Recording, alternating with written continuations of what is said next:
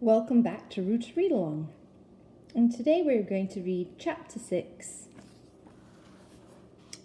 in Tony Abbott's novel The Forbidden Stone. Chapter 6. Roald blew out a fast breath. Hardly, Darryl, but we've done it. Good work. What we do now is take the secret phrase and add it to the beginning of the incomplete alphabet to make a full 26 letters. They rewrote the alphabet. BLAUSTERN CDFGHIJK MOPQVWXYZ. Now we arrange the normal ABC alphabet under it, asked Lily. Not quite, Dr. Kaplan said. Instead of a second alphabet, Heinrich added an extra step. We need a number key. We have to know how many letters we count from the coded letter to find the proper letter for the substitution. Is there a number on the map? Asked Lily. Maybe we already have the number key, but it's hidden on Wade's chart. Smart, Lil. Becca squinted over the map. Wade noticed a little thing she did when she was concentrating, a squiggle of her lips. Dr. Kaplan stood. Smart, yes, but there are hundreds of numbers on the map. Coordinates, degrees. I can't help but feel that Uncle Henry would point to the number directly with a specific clue. Maybe he did, with this, said Darryl. He flipped the corner of the map over. In the faint script, it read, Happy Birthday, Wade. Mom told me that pencil marks are great on manuscripts. They last for years, but they can be erased.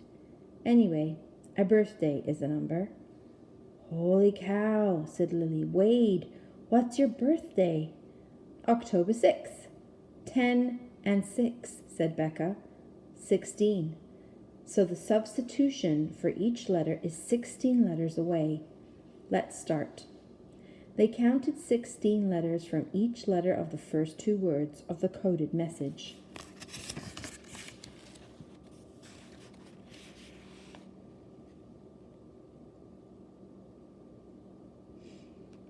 Darryl tried to pronounce it. Mesoapiaiok?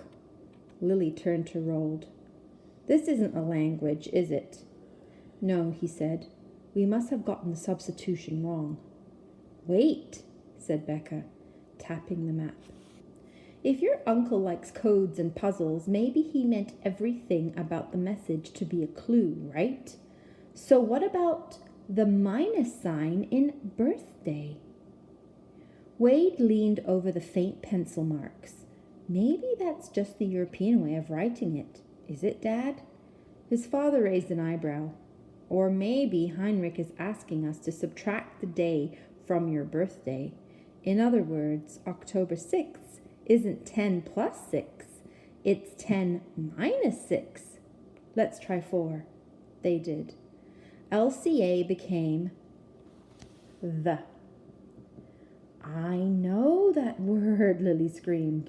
That's it. Dr. Kaplan laughed. So the number is 4. We count off 4 letters from the letter in the code to give us the correct letter. Like this. He scribbled on Darryl's pad for the next few minutes, then showed them. B equals S, L equals T, A equals E, U equals R, and so on. K equals Q. M equals V, O equals W, all the way down to Z equals U. If we're right about this decryption code, where the email message uses the letter B, it really represents S, and so forth down the line. So when the whole message is translated, Dr. Kaplan scratched away on the pad for several minutes. He breathed in and out more excitedly until he dropped his pencil and spoke. The Kraken devours us. Strange tragedies will now begin. Protect the Magister's legacy. Find the 12 relics. You are the last. Wade felt a twinge in the center of his chest. You are the last. That was never a good message, especially when it was in code. But the other words, tragedies, legacy, relics, Magister, said Darryl. Is that like a magician? Dr. Kaplan shook his head. More like a master, a title of respect, like professor. Okay, but we're not calling you Magister, Dad. And Kraken? Said Lily. What's Kraken? Sort of a giant squid, Becca said, a sea monster. It's in legends and stories and things. Wade blinked. Where does she get this stuff? Substitution codes and Krakens? Is it really all that time she spends poring over books, or is she an actual genius? Either way, she's kind of amazing. How did your uncle know yesterday about the tragedies they are talking about this morning? Asked Lily. What tragedies? Darryl asked. The things going on all over. It's been on the net all morning. Look.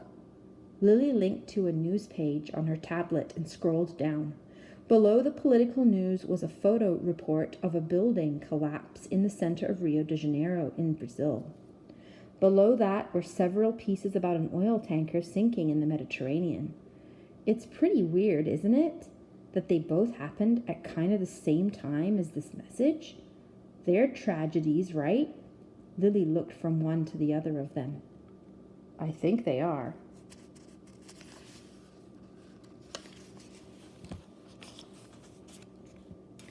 They are, of course, Dr. Kaplan said over the tablet. But I don't know...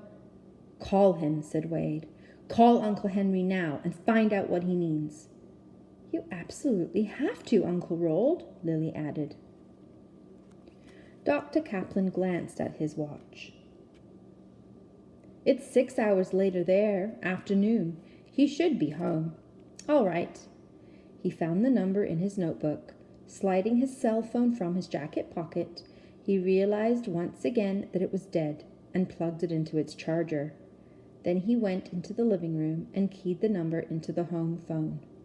He put it on speaker and set it on the coffee table. It rang 5 times before a woman answered. Ja? Hello, said Dr. Kaplan. I would like to speak to Herr Heinrich Vogel, please. It's urgent. There was a pause. Nein, no Herr Vogel. I am Frau Munch. How's a kipper? The woman had a thick accent. It took a moment for Wade to understand. Housekeeper, he whispered. Can you please give Dr. Vogel a message? No message. It's short. Please tell him to call me. My name is Herr Vogel, no call. Herr Vogel is dead.